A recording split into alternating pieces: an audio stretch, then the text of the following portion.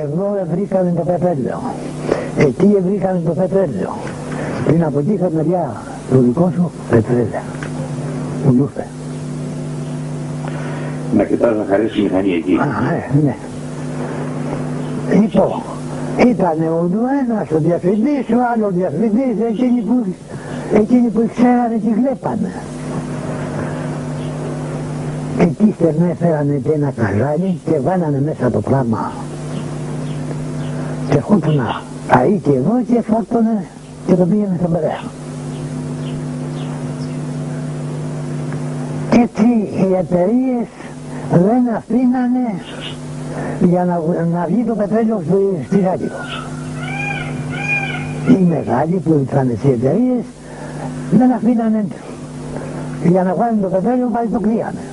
Και ήταν ένας ο Κολαΐτης εδώ που τα χευτούν τα μηχανήματα και λέει, μα να μην βάλουμε το πετρέλαιο αφού το βρίσκουμε και το βγάλουμε και να μην το... Λέει, είναι το σύστημα τέτοιο. Και την άλλη μέρα κλείανε το πετρελαιοπηγή και την αφήνανε. Έπειτα από κανένα χρόνο έρχονταν άλλοι. Και γελάγανε με εμάς. Και τα πετρέλαια γινόταν στη θάλασσα. Αυτά σε ποια χρονολογία γινόντουσαν? Έτσι ήμουν παιδάκι. Δεν έβαθαινα. Ήταν πρώτου πολέμου βέβαια, έτσι. Πριν το πολέμου. Εσύ αγαπητέ τώρα είσαι 89 χρονών. Ναι. 89 χρονών. Να βλέπω το μυαλό είναι ξηρά. Δεν ξέρω τι είναι. Αυτή είναι δυστυχώς κύριε και κύριοι η κατάσταση. Όπως ακούσατε και από τον πατέρα και από τον ιό, ουδέποτε το ελληνικό επίσημο κράτος έκανε καμία προσπάθεια για την εξόρυξη και ανέβρεση σημαντικών ποσοτήτων πετρελαίου. Εδώ, εάν είχαμε τη δυνατότητα, μέσα στη θάλασσα βγαίνει πάρα πολύ πετρέλαιο επίσης. Πίσω από το βουνό, μέσα στη θάλασσα υπάρχει πηγή η οποία είναι επί 365 μέρες το χρόνο βγάζει πετρέλαιο και είναι μια μεγάλη πετρελαιοκυλίδα. Πρέπει να υπάρξει πολύ μεγάλη μπουνάτσα για να ανέβουμε πάνω στην κορυφή του βουνού για να το δούμε αυτό. Εν πάση περιπτώσει, ένα είναι βέβαιο, ότι όπου υπάρχει καπνός υπάρχει και φωτιά.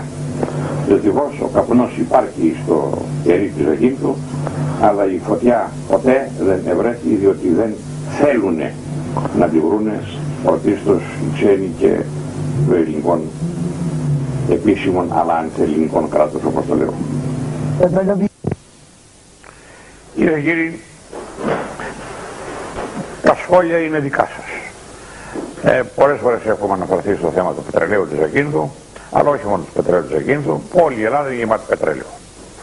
Η Βουλγαρία έχει πετρέλαιο, η Ρουμανία έχει πετρέλαιο, η Ιουγκοσλαβία έχει πετρέλαιο, η Ιταλία έχει πετρέλαιο, η Λιβύη έχει πετρέλαιο, η Τουρκία έχει πετρέλαιο, η Αίγυπτος έχει πετρέλαιο. Η μόνη χώρα που δεν έχει πετρέλαιο είναι η Ελλάδα. Γιατί? Δηλαδή ο Θεός είπε όλοι έχουν πετρέλαιο εκτός της Ελλάδος.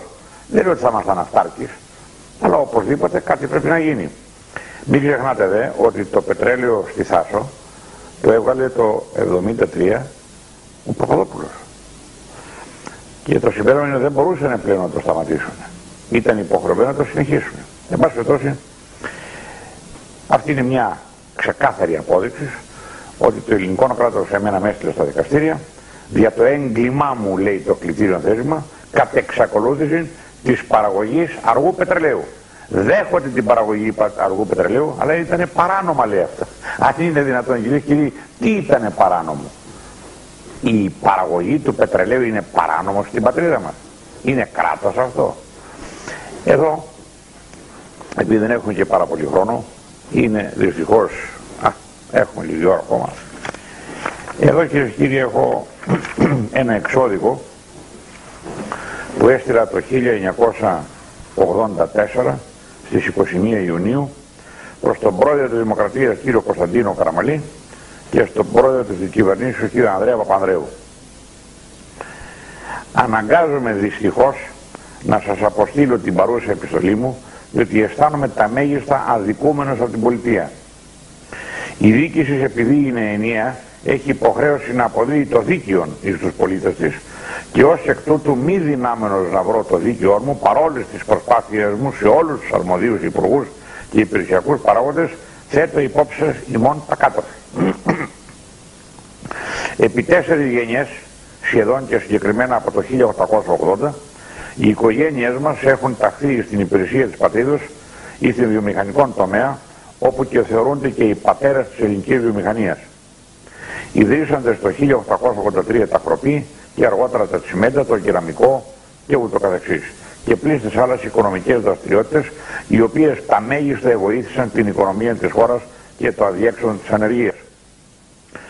Το 1920 τα Χροπή παρασκεύασαν διοργανικής συνθέσεως το πρώτο ελληνικό φάρμακο.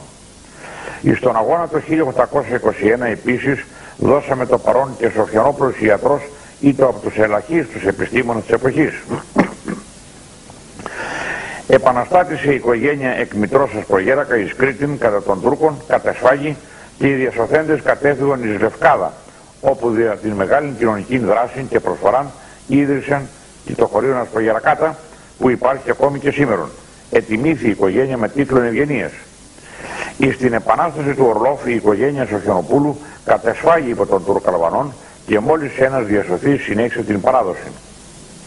Ο ύμνηστος πατέρας μου, επιστρατευτής εθελοντικός, όπως και πλήστη άλλοι εξ Αμερικής, κατά τους Βαλκανικούς πολέμους, προήλθε η επαναδραγωθία 7 φορές. Πληγωθείς και αρκετές ετιμήθη με ανώτατα παράσημα της πατρίδος. Επί δεκαετίες οι υπηρέτες της